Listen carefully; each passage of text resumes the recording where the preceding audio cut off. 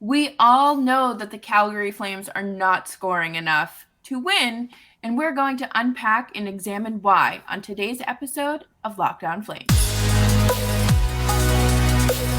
You're Locked On Flames, your daily podcast on the Calgary Flames. Part of the Locked On Podcast Network, your team every day.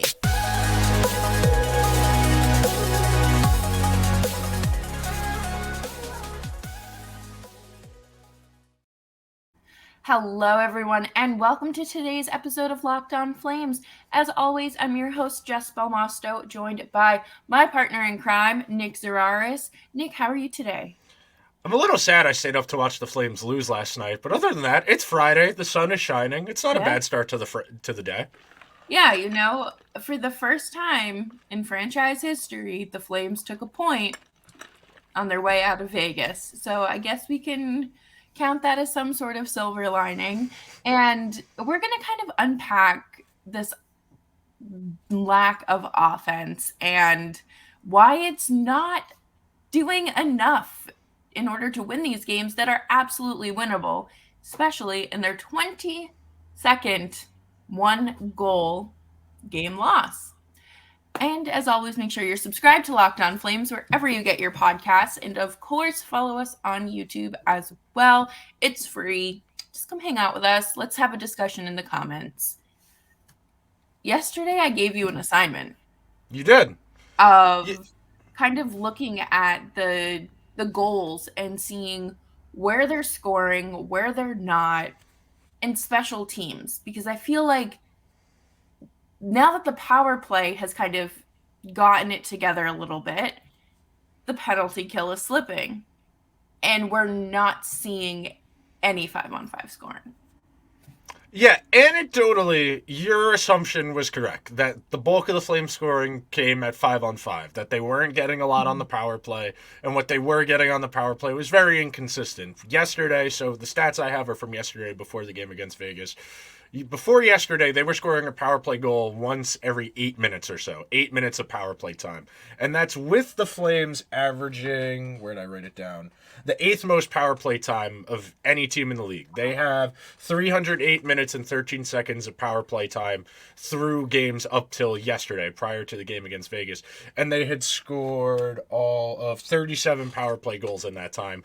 18th most power play goals with the 8th most power play time. So anecdotally, your assumption was correct, that the Flames were getting a lot of opportunities on the power play but weren't scoring. We've known this. The Flames have been in the 20s for power play conversion rate all season. They don't have a bread and butter, something to fall back on. They don't have anybody with a wicked one-timer to tee up. They don't have an elite net front guy for tips and deflections.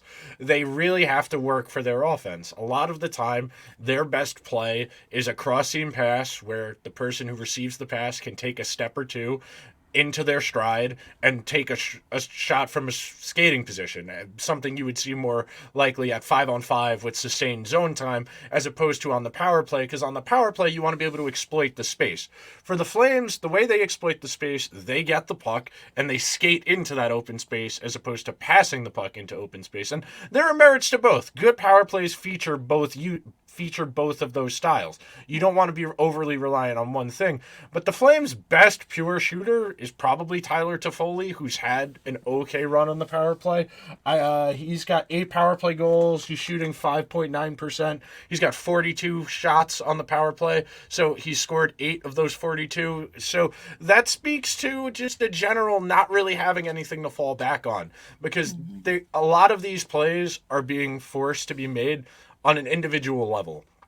It's kind of like isolation plays in basketball where everybody kind of clears out for one guy to make a play and doesn't get in their way. That's kind of the way the Flames power play has operated this year, because they don't have anybody to orchestrate their power play through. They don't have an elite facilitator to bring people to him to create space for others. They don't have an elite shooter. So you get a power play with no real direction, or that's liable to concede chances going the other way because things are constantly moving. It's a real challenge, and And it's something that probably can't be fixed at this point in the season. It's something that they're going to have to make do with for as long as they can. And then in the offseason, they'll either need to address the alignment of how they choose to run their power play if they want to go to something a little more passive from a 1-3-1 that they currently run, if they want to change what personnel is on what unit, if they can bring somebody in from the outside who's more of a power play specialist. There's no straightforward answer for the in-house guys how to fix this. No, and I think leading up to last night, you had a very exciting power play, really team against Arizona. You had those 3 power play goals, and I feel like for the longest time we weren't seeing anything. We were begging to decline penalties. Like, no, please, like, it's okay. We don't need it. We're not, this really isn't an advantage for us. It's an advantage for the other team. But I think one of, I know these stats are from ahead of, or prior to last night's game, but I felt like the performance of last night's power play units was pretty good. I thought that, the way that they were down low by the crease and they were able to like actually shoot. I think they had 5 shots during one power play, which is pretty good. That's a lot. That's a lot. Generally speaking, most power plays, you're going to get 2 or 3 registered as shots on goal as opposed to scoring chances, which are 2 different things. Shots on goal, they have to hit the net, can't be the post, that kind of thing. Whereas a scoring chance can be deflected, it can be blocked, it can miss the net, all of those things. So, but yeah, 5 shots on goal during a 2-minute power play is pretty good.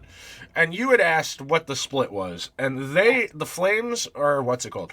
They score 69% of their goals at 5-on-5, which is the 5th most of any team in the entire NHL. The teams ahead of them, 2 very bad teams in Montreal and San Jose, and then Seattle, and who was the other one? The Islanders. Yeah, Seattle and the Islanders. The Islanders have a historically awful power play. The Islanders have had a bad power play basically since John Tavares left because they don't have any other facilitators. Their power play is Matt Barzal skating around the perimeter of the zone with the puck on his stick, waiting for somebody else in the zone to get open to make a play, or Anders Lee deflecting a puck in. That's really all they have, especially with no Devon Toews either now. It's been a couple years since they had him to run their power play. So yeah, but generally speaking, you see teams that are overly reliant on scoring at 5-on-5. They don't feature elite players. They do not feature elite players. You think about Montreal, they have a couple of nice players. A Nick Suzuki, he's pretty good, but he's not an elite player. The Sharks, you would expect their power play to be a little bit better with Erik Karlsson, with Logan Couture, with Timo Meier. You would expect the Sharks to be a little bit more reliant, to get more out of their power play. Seattle, not a team with a lot of high-end talent. Matty Beniers is having a nice season. I think he scored his 19th goal last night against the Bruins. That was a pretty good game for the people who stayed up late. But generally speaking, yeah, you need more from your power play to just lighten the load. Yeah. That's really how you got to think about it. And I know a lot of people don't like to reduce it to a simple math problem, but most nights you need to find a way to score at least 4 goals. Yeah. If you can get 1 from your power play, then you only need 3 at 5-on-5. Right now, the way the Flames play, they need 4 at 5-on-5, and it's a lot harder to score at 5-on-5 than it is to score at 5-on-4. Again, this sounds very simple and straightforward, but the entire point of having the power play penalty kill system is if you mess up, it is supposed to be a consequence. It's supposed to be more difficult to defend against, not easier. And for the teams like the Flames that struggle on the power play, other teams are like, okay, this is fine for us. We have a better chance at 4-on-5 than we do at 5-on-5 of not letting you score. Yeah, and I know that, power plays and really special teams as a whole can, falter throughout the season. And, yeah, they have highs and lows. They have highs and lows. They go through those streaks of, greatness. And then they're like, you can't buy a power play goal. And I feel like for the Flames, it's kind of just it's not there. And, I think people are going to say, well, they just scored 4 power play goals in 3 periods. Yes, but that's an anomaly here. We're not. Yes. This is very short time period. We're talking about 50-something games here, and for me, I think one of the biggest just critical thinking aspects of this is, like you said, there's a consequence for hooking. You who are hooked should have some sort of advantage, but it's like the opposite. It's like other teams are they know. It's Yeah. almost like, hey, if I go out there and I trip someone, oh no, heaven forbid, a little holding, they know that they are going to have a better scoring chance even though they're down a man. And that's, just something that could factor into Yeah, some no. wins.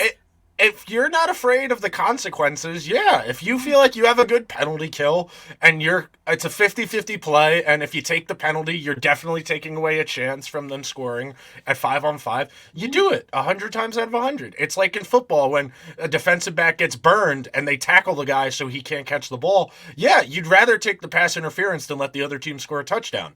It's that type of risk assessment that you have to make. And one last thing on this before we move on, the power play especially is somewhere where confidence is really going to be a part, and we know the Flames have struggled with that all season long, that they've been really pressed, they've been really stressed out, they're really feeling the pressure that they need to perform, and all your high-end guys are out there on your power play, and that is an area where you're going to feel that extra pressure to perform. You're going to be, if you're not feeling particularly good about your game, you're going to be holding your stick too tight, you're going to be missing the net, you're going to be getting your shot blocked on the way in, and that's where it snowballs on you. When a defenseman takes a shot, it gets blocked right back to them at the point on the power play, and then they quickly try and shoot again. That's the panic. That's that wasn't supposed to happen. I got to get rid of it. And then the puck's going the other way, and it's a shorthanded chance for the other team. It's really confidence-based, and the Flames have really struggled with confidence all year. They've had a good run. They had a good run from mid-December till about the last week of January, I would say. They had a really good run of form where they won like 14 games and only lost a handful. They had a really good run for a while there, but largely they haven't been able to find a way. In a lot of these games, the good teams, they find a way to win them. They find a way when the game gets dicey. Last night, the second Vegas goal, you felt it coming. Calgary was kind of on their heels. Vegas was circling, a lot of scoring chances, and you knew they were going to score. And then you're like, okay, can Calgary get the next goal? If they don't get the next goal, they're probably not winning this game. Even if it gets to overtime or the shootout, you don't feel good about it if you've conceded a 2-goal lead, because you know that's weighing on the guys on the ice that, damn, we blew another 2-goal lead, especially because they blew a 2-goal lead last week to Ottawa. It really starts to weigh on you, and all of these intangible things, the emotions, the psychology, riding the highs and lows, it's all interconnected. And no, that wasn't a Riverdale reference.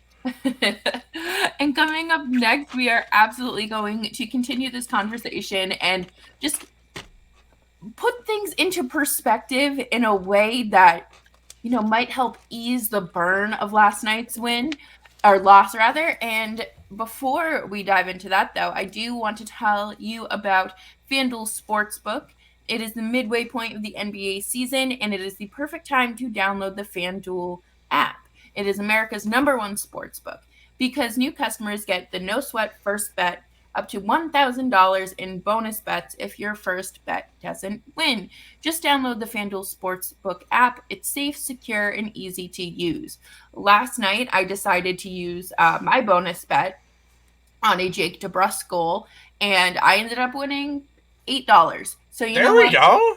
Like, I felt so proud. I won on my Jeremy Swayman and whoever it was, a Grubauer in net. Yeah. 20 plus saves each, and then Tyler Toffoli, you didn't hit, so I didn't go 3 for 3, but that's okay. It makes the games more entertaining to watch. Oh, for sure. Especially that game last night, Bruins against the Kraken, was so fun, high energy, felt like a playoff game. Just, we need more of that. And then if you can add more excitement to it, definitely check out FanDuel, and they let you combine your bets for a chance at a bigger payout with a same game parlay. So don't miss a chance to get your no sweat first bet up to $1,000 in bonus bets when you go to FanDuel.com/lockedon. That is FanDuel.com/lockedon to learn more. Make every moment more with FanDuel, an official sports book of the NBA. Did you place any bets last night? I had the over in the Oilers Penguins game, which hit very early, which was very Yeah. fun. And I'm going to the Islanders and the Kings game tonight, and I'm going very grossly going to have to bet on the under because neither of those teams score goals. But but it's not fun to root for defense. It's No. not fun. No one wants to, but yeah, I'll do that, and maybe I'll do like Kevin Fiala shots on goal or something like that, Yeah. just to have a little something to keep me entertained. I almost placed a bet on a Huberto goal, which would have gotten me like 16, $17, and I didn't because I was like, there's no way he's scoring. Naturally, right? But we talked about the power play. We talked a little bit about 5-on-5. I feel like the penalty kill is something that has definitely slipped. I would attribute that more to the goaltending issue than the performance of the penalty kill itself. They've largely been fine most of the season. I'm pulling it up right now. They're 13th now. Yeah, because they were top 5 for quite a while, but I would attribute it more to the goaltending issue than anything. It's a cliche that the old heads love to say. This is something you'll hear on every single intermission panel, on every single network in North America, is your goalie's your best penalty killer. And when your goalie doesn't have a ton of confidence, it's going to affect the way your penalty kill performs. Tanev is dinged up. He's a very good penalty killer. Mackenzie Weegar has kind of he's played well, but he's definitely had a bit of a rough go of it at points. There was a really bad turnover he had in the game the other night where it was purely just, bro, just move the puck. Sometimes you got to know when you're doing too much. And that's something that's a real key to this, is just knowing when you're doing too much. And yeah, the kill, I think that's largely, and they also do take a decent amount of penalties. That's another issue, is they have the penalty kill has to be out there a lot. It is tiring. It is taxing to play 4-on-5. You're, 4 guys responsible for the space of 5 guys. So that accumulates.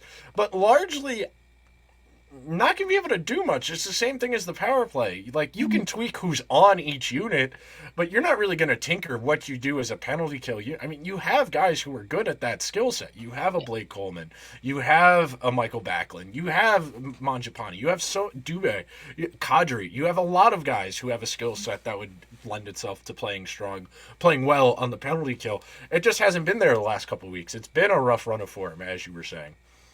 So I was looking at stats, and I was talking with Steph last week about the Wranglers and how their penalty kill is first in the AHL. And as a Rangers fan, have you seen Kevin Rooney on the penalty kill? Yeah, that was one of the things that they cited for, like, I remember watching in the video in the offseason of them talking to the general manager and being like, so why'd you sign this guy who was like, a fringe NHL player the first day of free agency? Yeah, the Devils had the 8th ranked penalty kill in the league. We thought he might be able to help win some faceoffs. He's fine. I mean, he doesn't... Ideally, you would like your penalty killers to either be fast and big or small and fast, because you want them to be able to cover more space. Yeah. Rooney is more or less just a guy. He's a competent penalty killer. Body. Yeah, he's a little bit more than a body, but generally speaking, if your main skill set, like your lure to teams is you're a good penalty killer, that typically means you're a bottom of the lineup guy. If you're a plus face-off guy, that's a little bit different. If you're a center who kills penalties and you can win like consistently 53, 54%, okay, that's maybe worth more of a shot than other guys, but Rooney's fine. I don't think that would make much of a difference for the Flames on the penalty kill. I don't think that would really swing things one way or another. He's just another guy. I was interested to hear what you had to say about that, because you saw a lot of Rune Dog action in the tri-state area, and just with how he's playing in the AHL, almost said in Stockton, but no, they've moved, and I'm just wanted to pick your brain on that. Yeah, no, definitely. Unfortunately, that is what my brain is used for, is remembering miscellaneous hockey players. Remembering some guys. That is the usefulness of my brain. That is all I'm really good at. That and Taylor Swift lyrics, because everyone knows that's all that's going on up in my brain. how do you think the Flames could elevate their penalty kill? Not that it's bad by any means, but like I feel like, obviously lately it has slipped. And do you think it really is on the goaltending? Like not completely, but a majority of the responsibility? We should take Markstrom to like a psychic. We should get his tarot cards read. We should try a summoning circle, Yeah. crystals, essential oils, anything you can think of to get Markstrom's head right, because that's really the only real way to change your results on special teams is to change the personnel, because you're not going to change your systems in season. Hockey teams don't do that. This isn't the NFL where you have a different game plan for every single week. The NHL hockey is similar to soccer, where if you're struggling, the coach is going to just double down and say, we need to do what we're doing but better, as opposed to trying to change what you're doing. So yeah, there really isn't a way in season for the Flames to change anything aside from changing the personnel and maybe trying to figure out what's going on with the goaltending. I'm definitely interested to see how, the end of the season and off season is kind of approached, especially when it comes to Markstrom. Yeah. People have talked about, I mean, by people, I mean like 4 Facebook comments in those Facebook groups, but about buying him out. And it's just, you don't do that, number one. It's not financially prudent. It wouldn't make sense to have that buyout, considering, yeah, he hasn't played that well this year, but at the end, you don't want to pay him to not play, and you don't know if Dustin Wolf can play at the NHL level yet, so you would rather wait and see on that. If Wolf can, then we can have that discussion about Markstrom after next season, that maybe you buy him out in the buyout window then, out of the last year of that deal, and you go with Wolf and Vladar in 23-24, but no, 24-25. Math is hard. It's a little early. The coffee still hasn't hit the bloodstream yet. It's okay. It's Friday morning. By the time people are listening to this, they're probably like just getting to their offices and like also drinking their coffee. But, I think another thing about the goaltending is you can't, like you said, you can't bank on Dustin Wolf being ready for the NHL and having that success, that immediate success that we basically saw with Vladar. But the other thing is, it gives Markstrom, obviously that time. And then you're kind of in a better cap situation, because by the time all of that kind of transpires in terms of Dustin Wolf's possible call up, you have a little bit more leniency with the no trade clause, the no movement clauses. And I believe like Blake Coleman, he is also on a modified no trade clause Yes. next year as well, or the year after. So you have some more wiggle room with that, and it's less risky if you were to do it now.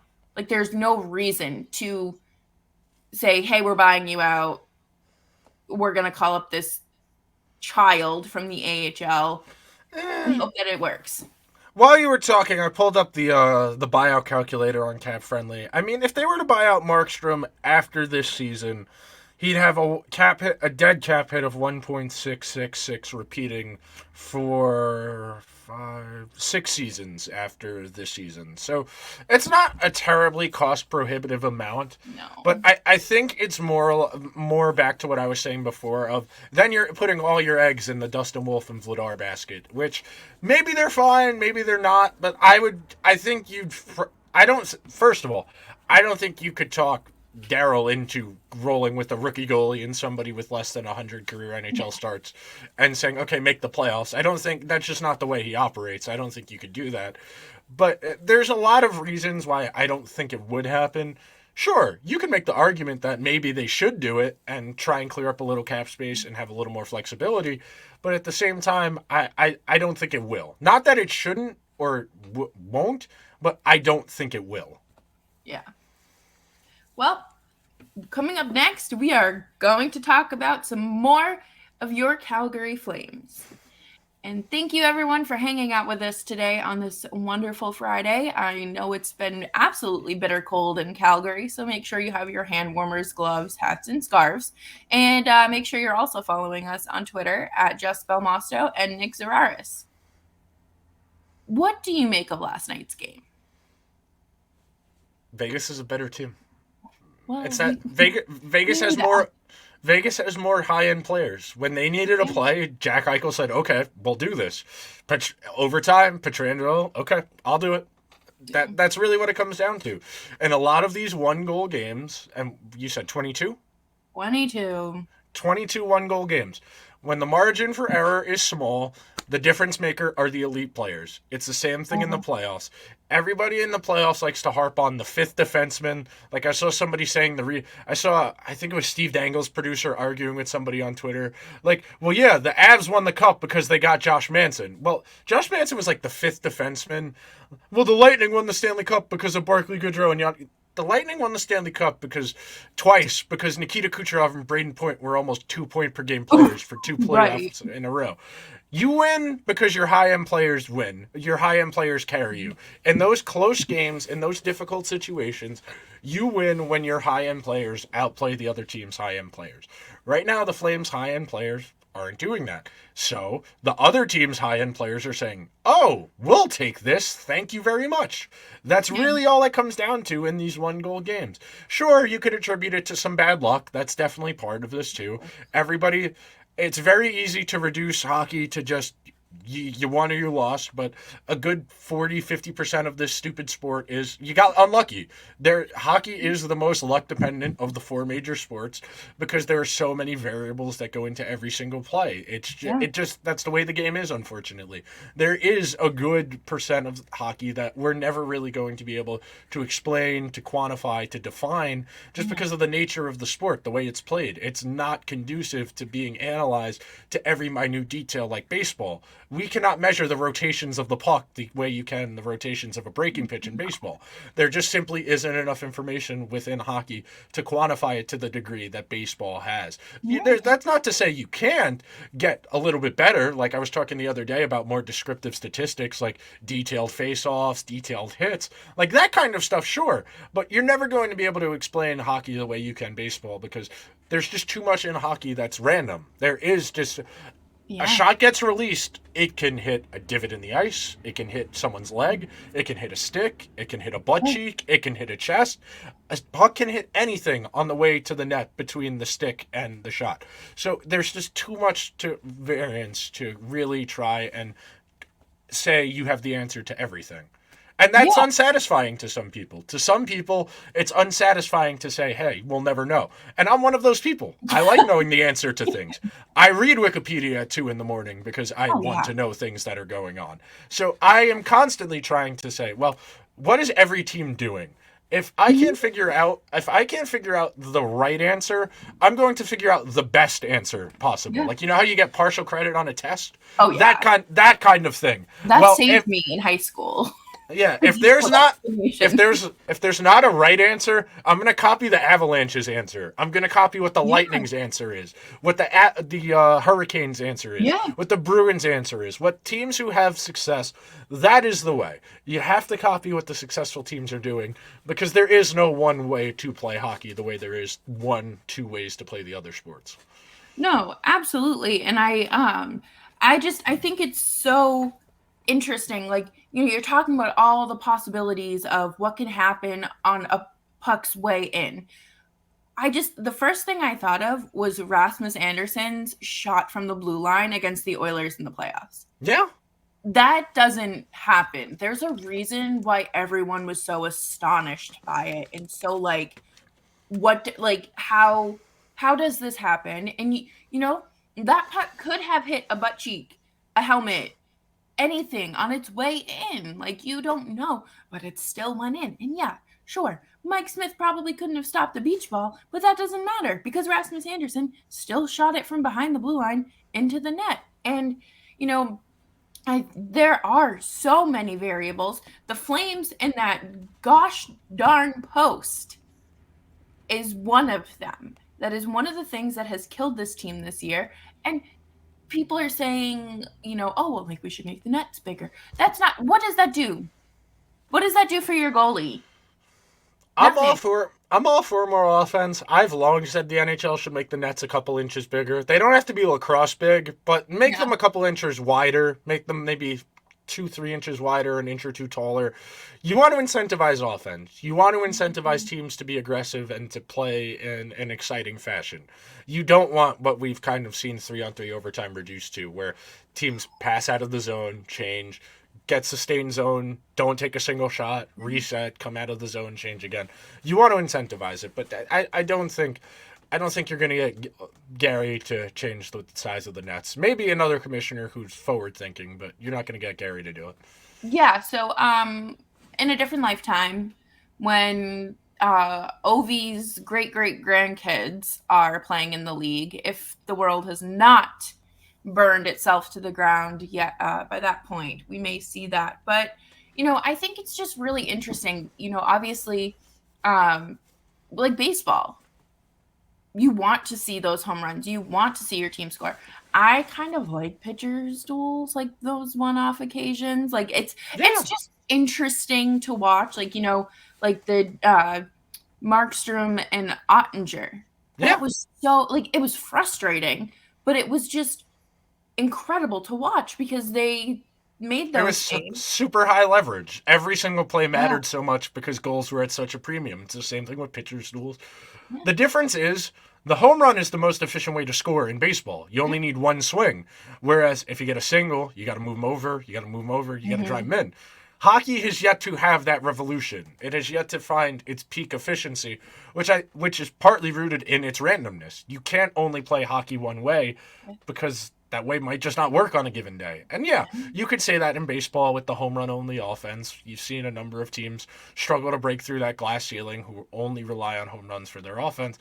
But I think there's more to squeeze in hockey. I definitely think there's another tier of efficiency we haven't gotten to yet. My working theory is that it'll be positionless hockey, where you'll have a floating type, where you'll probably end up with a 3-1-1, where you'll have one true traditional defenseman, a floater who's who's got more of what we would consider a forward skill set, but it lines up traditionally where you would have a defenseman, and go from there. Because I do think teams care about defense way too much in a sport that's very low scoring to begin with. I do think Daryl Sutter. This one's you. But no, I agree with you. I think that would be an interesting thing to kind of bring into the game. I think, again, we would need a very forward-thinking coach. And we need somebody with nothing to lose. Right. All right. Marty St. Louis, if you're listening, the Canadians don't matter. Try this. Yeah, try this. And come to Chipotle again on a day where I'm not working so I can just go hang out with you guys. But I think that's it for today. Nick, do you have anything else you'd like to add? Hang on. There was one thing, yes, because they are this, I don't want to say the season's going to come down to like the next week and a half, but they play the Wild twice in the next week. And that's more or less going to be your season, because that's the team you're in direct competition with for that last wild card spot. You've also got the Bruins, the Leafs, and Dallas sprinkled in there. So, you really need to win those two games against Minnesota, because you're probably not winning any of those other ones. No, that's going to be absolutely brutal to play. The Eastern Conference teams, and then Dallas has just been. I said that they were going to have a regression this year in terms of offense, and maybe just because those guys are getting older, but I was very wrong. So no, very wrong. They look good. I'm scared. They really need to win these two games and get 2 full points, because you are slipping beyond your potential. You're skating on thin ice when it comes to holding on to a possible wild card spot. Yeah, definitely. A lot of the models have really kind of, I don't want to hammer down on the Flames in the last week for making the playoffs.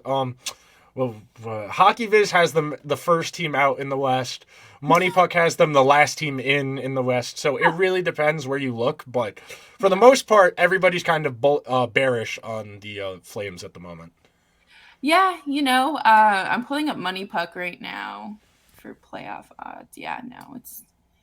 Why won't you just give me the circle? Oh, just kidding. I have to scroll down further. But yeah, no. Right right now their playoffs spot is like a 73% chance like of making it. Good luck with that. That's slipped drastically, but it's also increased because I think the last time, or one of the last times I looked, it was like a 50%.